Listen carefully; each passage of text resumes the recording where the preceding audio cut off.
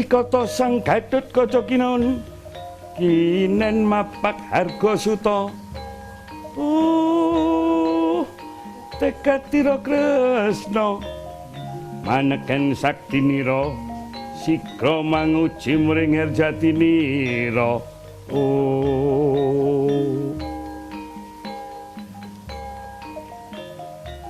Selamat malam para pemirsa, kita ketemu lagi di depan Dhamma TV dengan tema seni dan tradisi, yang pada malam hari ini saya masih didampingi oleh yang pertama Ki Suwarno, tokoh pedalangan dan guru dalang di Kota Malang, dan juga Ki Jatikusumo yang tidak asing lagi, dalang juga budayawan yang berada di Kota Malang. Nah, dengan dibuka tadi seperti pementasan wayang biasanya dengan gunungan, setelah itu kita akan membahas kelanjutan daripada season-season sebelumnya yang berkaitan dengan jati diri bangsa di dalam mengenal para pahlawan, para satria di dunia pewayangan, putra-putra Raden Werkudara. Yang minggu lalu sudah kita ceritakan siapa itu Raden Antareja, putra pertama Raden Werkudara. Yang kali ini kita akan membahas tentang Raden Gatotkaca. Saya rasa para pemirsa sudah tidak asing lagi yang namanya Raden Gatotkaca, wujudnya seperti ini. Pewayangannya Raden Gatotkaca itu seperti ini. Nanti akan kita tahu bagaimana karakter dia dan mengapa harus ditiru oleh para pemuda kita di dalam memperjuangkan, mempertahankan NKRI. Baiklah para pemirsa, saya menuju ke Ki Suwarno lebih dulu. Ki Suwarno, tentang putra Raden Werkudara yang kedua, yang namanya Raden Gatotkaca itu, menurut pandangan Ki Suwarno, tidak hanya dari tentang kesaktian, tapi sebagai pemuda, bagaimana dia bisa menjadi acuan dan bagaimana dia bisa ditiru karakter-karakter ini oleh pemuda kita. Monggo, katuran. Raden Gatotkaca itu adalah putra dari Arimbi. Ibunya Arimbi. Ibunya Arimbi. Ya. Bapaknya tetap Werkudara ya. Bapaknya tetap Werkudara. Notabene seorang Arimbi itu adalah putra dari Raja Ngastina Tremboko. Prabu Tremboko. Nggih. Itu bukan dari Ringgondani loh. Ya, Ringgondani. Nggih, bukan. Nah, Prabu Tremboko itu adalah seorang raksasa. Nggih. Seorang raksasa. Kemudian menurunkan yang namanya Dewi Arimbi. Dewi Arimbi juga jelas-jelas seorang raksasi. Namun demikian karena kegigihannya untuk selalu berbuat baik, kegigihannya selalu berbuat baik, sehingga Arimbi menjadi cantik karena kegigihannya sendiri yang selalu berbuat baik. Nah, kemudian mempunyai anak patutan dengan Werkudara yang namanya Gatotkaca. Sama, Gatotkaca selalu berbuat baik sejak bayi, sejak lahir. Sehingga dipastikan Raden Gatotkaca akan meniru ibunya, walaupun keturunan raseksa, bukan berarti tidak menjadi atau tidak bisa menjadi baik. Buktinya Raden Gatotkaca ini, yang putranya Dewi Arimbi yang notabene putri dari seorang raja raksasa, ternyata menjadi ksatria yang begitu baik, yang begitu berwibawa. Dengan kebaikan itulah kalau anak-anak didik kita itu akan selalu tahu dengan bagaimana karakter atau keturunan dari Raden Gatotkaca itu. Mereka akan tahu harus bagaimana dirinya sendiri ketika menirukan atau tahu tentang bagaimana Raden Gatotkaca keturunan dari siapa. Matur nuwun Ki Suwarno. Jadi para pemirsa, Raden Gatotkaca ini dikenal selalu berbuat baik. Namun demikian, bagaimana tingkah laku sikap kekesatriaan dia seorang Gatotkaca, saya akan bertanya kepada Ki Jati ya. Kelanjutan dari cerita Ki Suwarno tadi, walaupun Raden Gatotkaca itu ibunya seorang raseksi yang kemudian menjadi cantik seperti manusia biasa, sehingga mempunyai putra yang juga kelakuannya sangat baik seperti ibunya, namun ada hal-hal positif lainnya sebagai seorang kesatria. Bagaimana karakter dia pada saat membela negaranya? Monggo Ki Jati. Terima kasih. Jadi lahirnya Gatotkaca itu di tengah-tengah situasi politik, situasi politik kahyangan para dewa dan Arcapada itu dalam keadaan kacau balau. Suatu saat ada seorang raja yang pengen kawin dengan bidadari. Raja raksasa itu ya? Raja raksasa di Tringedan itu, lalu diberi pengen kawin dengan bidadari, mengirimkan seorang patih yang sangat sakti namanya Sekipu untuk pergi ke kayangan gitu. Nah, ringkasnya cerita itu dewa-dewa itu semua kalah. Ya. Terus lalu dewa akhirnya mencari jago. Jagonya mesti harus manusia. Nah, suatu saat setelah kalah, akhirnya lahirlah si Gatotkaca. Ini atas kebijaksanaan Kresna, permintaan dari Batara Narada, jadi ini sepuhnya para dewata, udah ini aja jadikan jago, padahal masih bayi. Wah, akhirnya bayi itu dibawa ke kayangan, yang semula bayi itu bayi umum seperti bayi-bayi pada umumnya, tapi dia digodok dulu. Digodok namanya kawah candra di muka. Di kawah candra, dimasukkan, lalu sarannya dewa yang bijaksana itu semua besi-besi dari apapun, rel kereta api sekarang ya, lalu cangkul, lalu sabit, lalu celurit, lalu apa aja lah dimasukkan situ. Makanya Gatotkaca disebut otot kawat balung besi ya. Terus nah ini setelah kondisi bayi untuk melawan Sekipu, patih Sekipu yang raksasa patih tadi itu, akhirnya dia diantem itu malah besar, diantem malah besar. Nah, dan oleh dewa karena dia sanggup menjadi senapati, diberi pusaka. Pusakanya itu minimal ada 3 yang menancap di sini. Satu adalah Kotang Ontokusumo, bisa terbang tanpa baling-baling dan tanpa solar dan tanpa bensin, ya toh. Lalu bisa meletik itu meloncati gunung, ya. Tanpa sotang itu kalau belalang yang belakang itu loh, ya. Kakinya kuat, ini tanpa itu bisa gitu ya. Lalu kasut Podopacarmo, jadi kasut kaos kaki, tapi kalau lewat tanah yang kira-kira sangar, dia tidak mampu lembut apapun akan 12 kena ini. Nah ini makanya Raden Gatotkaca sigro cancut taliwondo, cancut adincing taliwondo acawetan, gelung kinentepaken sampur winiwir den ulurun tali tumangka angkoso andedel pratiwi rikat pindho gelat kesit pindho tatit. Wah biasanya puak dalam diwali dan getruk bumi tang tang tang tak duar gitu. Matur nuwun Ki Jati. Jadi Gatotkaca itu bisa mabur ya Ki Jati. Ya. Karena kehendak dewa dan diberi kesaktian oleh dewa yang namanya Kutang Ontokusumo. Ya. Para pemirsa, akan kita lanjutkan pada session berikutnya setelah kita lihat yang satu ini. Jangan kemana-mana.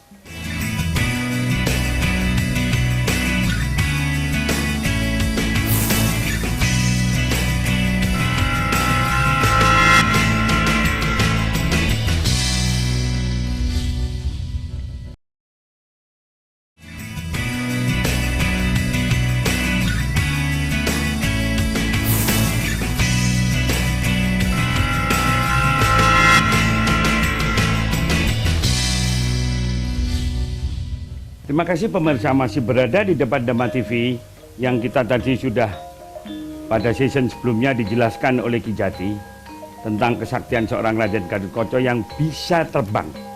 Artinya apa para pemirsa? Jauh hari sebelum saudara-saudara mengenal tentang Superman yang berada dari luar negeri yang bisa terbang, kita sudah memiliki tokoh seorang kesatria yang selalu baik hati, yang selalu menolong sesamanya, yang namanya Raden Gatotkaca, dan dia juga bisa terbang. Mengapa kita lebih membanggakan seni tradisi orang lain ketimbang seni milik kita sendiri? Untuk selanjutnya, para pemirsa, kita lebih mengenalkan lagi apa kesaktian-kesaktian yang dimiliki oleh Raden Gatotkaca selain dia bisa terbang. Monggo katuran Ki Suwarno. Nyuwun sewu. Nggih.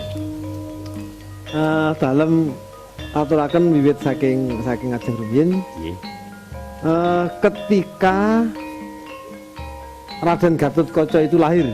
Ya, sudah lahir. Ketika Raden Gatotkaca itu lahir, sejak lahir itu sudah tidak mempan oleh senjata tajam atau pusaka dari Pandawa maupun pusaka yang lain.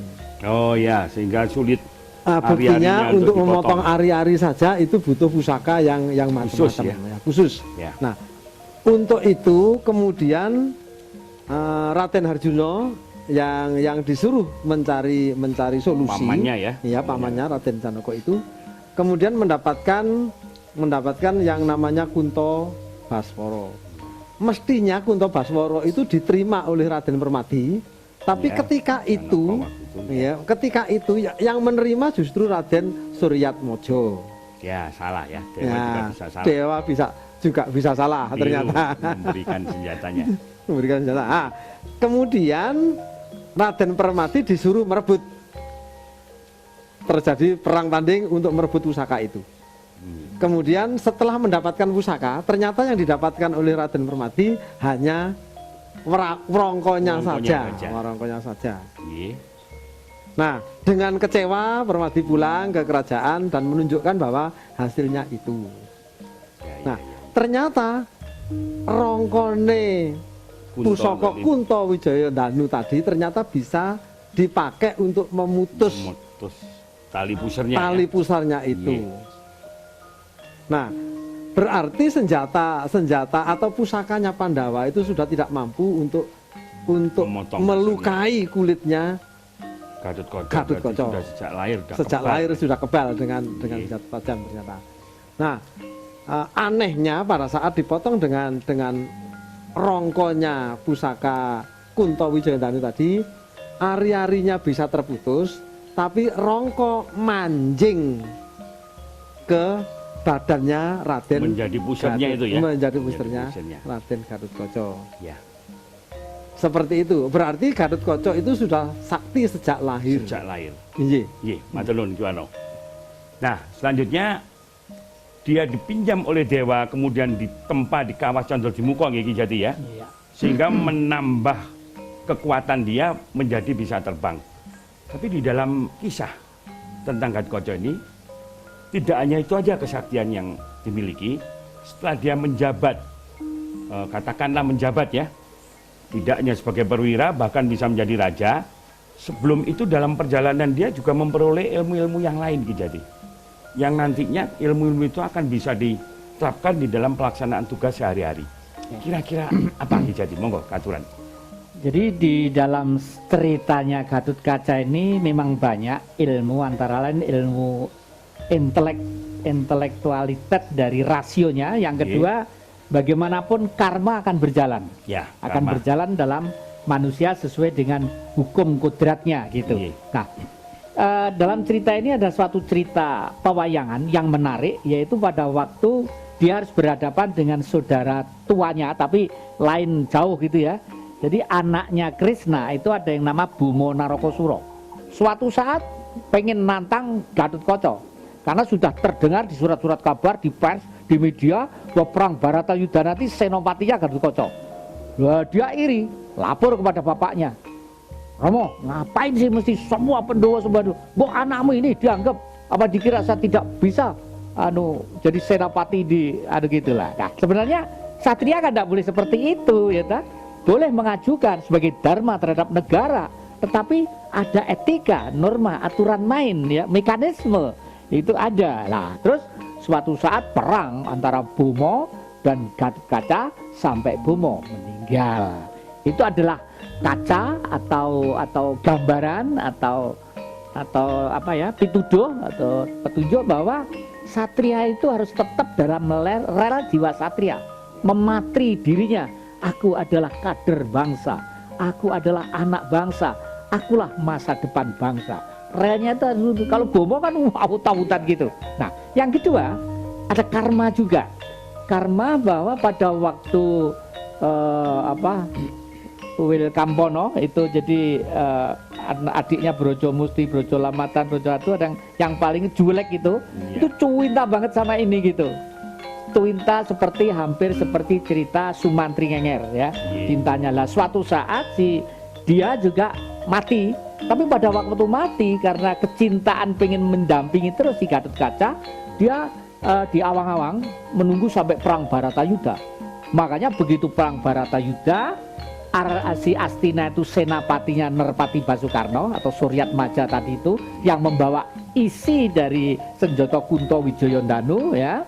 Lalu suatu saat dilepas Pendawa senapatinya Gatotkaca gitu. Saya dilepas tok, ini si Wil Kampono ini terus diangkat. Wah ini kalau Bendono ya, kalau Bendono ini mulai pengen menyatu cinta kasihnya dengan Gatotkaca.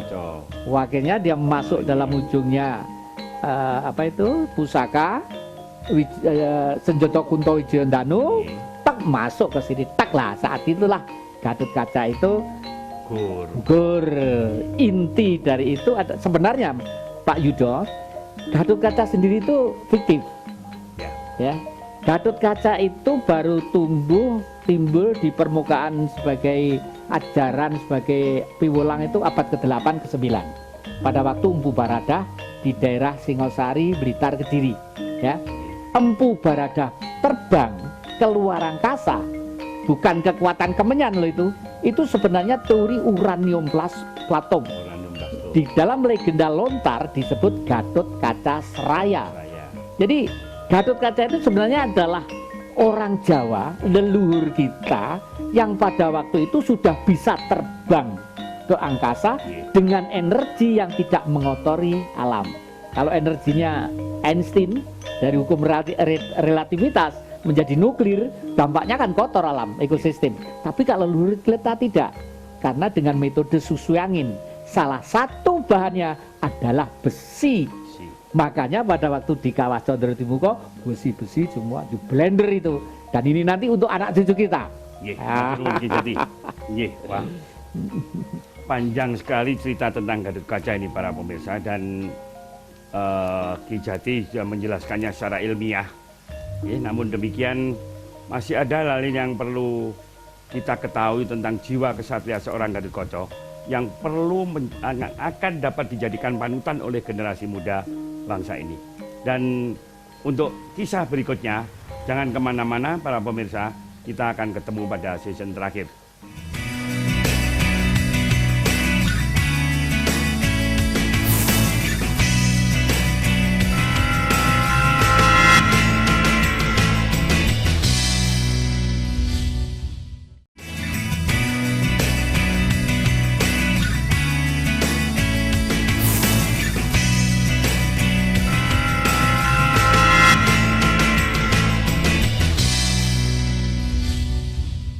Terima kasih pemirsa masih berada di depan Dhamma TV.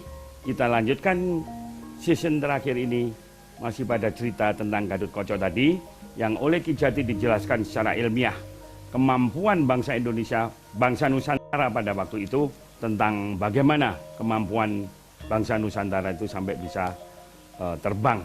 Namun demikian kita kembali ke dunia pewayangan itu sendiri. Apa yang akan dijadikan panutan tingkah laku seorang Gatotkaca ini dalam mempertahankan negara dan bangsa, walaupun sedikit tadi sudah disinggung oleh Ki Jati sampai gugurnya di medan laga. Kira-kira menurut Ki Suwarno, monggo katuran pun dirasakan apa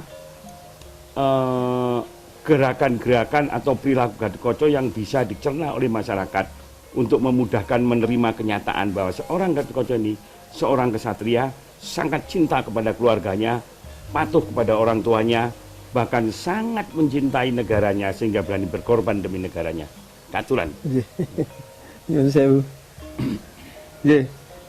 Paling tidak salah satu contoh itu Gatotkaca itu sangat sangat budaya ngaten. Budaya. Nggih. Gatotkaca menika sangat budaya. Katitik wekdal wonten Gatotkaca Gandrung. Ya, Gatotkaca Gandrung. Gatotkaca Gandrung. Minimal Gatotkaca menika saged joget piyambak. Joget Pada saat Gandrung joget piyambak. Nah, itu sudah membuktikan bahwa Gatotkaca itu juga tetap nguri-nguri melestarikan budayanya sendiri. Budayanya, iya. Seperti itu. Gandrung kalian pergiwa nalika Gandrung kalian pergiwa nalika semanten. Nggih, Nggih. nggih. Nah, yang patut ditiru oleh generasi muda, marilah bukan hanya slogan. Bukan hanya slogan. Bukan hanya slogan yang namanya marilah kita lestarikan. Itu bukan hanya slogan, tapi dilaksanakan. tapi nih. dilaksanakan, disikapi dengan baik. Disikapi dengan baik kemudian dilaksanakan. Apa yang membuat kita berbunyi marilah tadi yang mana. Nggih. Nah, ini yang kita harus Nggih, kita matur nuwun Nggih Suwarno. Sami. Saya kepada Ki Jati.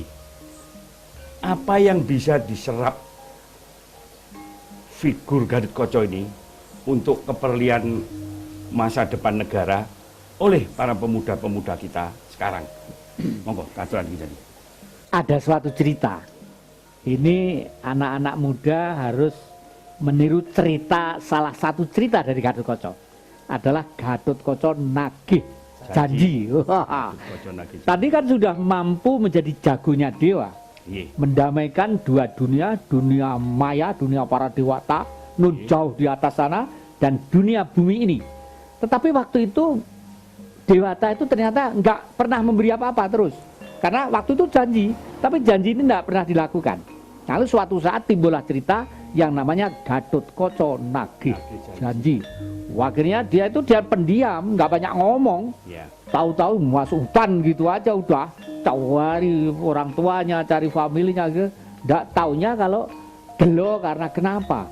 Dewa kok tidak memberi apa-apa terhadap kami. Jadi maksudnya mungkin ini adalah setelah bangsa kita merebut kemerdekaan. Ya. Membebaskan dari penindasan, dari ketertindasan, kemiskinan, ya, kesengsaraan, diperjuangkan oleh para leluhur. Katakanlah leluhur-leluhur dulu itu kan muda-muda, Bung Karno, Bung Hatta, Bung Syahrir, Bung ini kan muda semua, ya toh. Lalu merdeka lah. Setelah merdeka kok kayak gak merdeka terus ki piye to negeri ini gitu loh. Nah, anak-anak muda sekarang harus kembali. Ilmu pengetahuan yang jenius tadi itu satukan dengan perasaan, ya, dengan jiwa untuk menyatu, guyup antar pemuda. Tagih janji yang tua-tua ini.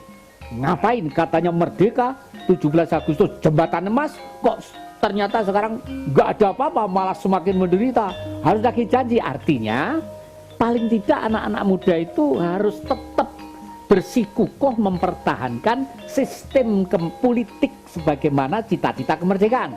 Nggih, tapi non saya begitu. Nah, ya? Apakah implementasinya pada saat generasi muda nagih janji apa cukup dengan demo-demo? Wong nyatanya sekarang demo itu ada yang bandani, ada yang bayarin katanya. Betul. Bahkan bikin kisah negara ini lebih ramai dengan bentrokan-bentrokan generasi muda ini. Jadi bagaimana caranya saat nagih janji implementasinya? Sebenarnya perjuangan itu di samping direka oleh pikiran harus tetap dalam ritme perasaan. Karena kita itu lain dengan negara-negara lain. Apalagi situasi sekarang. Situasi politik sekarang tidak mungkin selesai dirampungkan oleh orang-orang yang memakai daya pikir saja. Rekayasa pikiran-pikiran yang bertentangan dengan hidup dan kehidupan sejati itulah yang suatu saat akan tabrakan. Oleh karena itu, demo juga tetap penting karena memang sudah tetapi mari pakai norma etika, jangan sampai membuat keruhnya gedung yang namanya Republik Indonesia. Matur nuwun Ki Jati. Para pemirsa, elok sekali dan sangat indah apa yang kita uraikan bersama ini. ada titik-titik tertentu Ki Jati, Ki Swarno memberi semangat kepada generasi muda ini. Bahwa bangsa ini harus tetap dalam perjuangan dengan cara kesatria seperti cara-cara Gatot tadi. Walaupun ada demo, tapi demo yang tidak merusak kira-kira jadi itu. Namun nagih janji kita tetap kita laksanakan melalui prosedur-prosedur yang berlaku dalam rangka menegakkan keadilan, menegakkan hukum untuk menuju cita-cita pendiri bangsa pada sila yang kelima, yaitu keadilan sosial bagi seluruh bangsa kita. Sekian para pemirsa, kita akhiri pertemuan kita pada malam hari ini. Mudah-mudahan semua yang kita ceritakan kepada para pemirsa bermanfaat untuk generasi muda yang akan datang. Selamat malam, hayu, hayu, hayu. Rahayu ingkang pinanggih. Rahayu.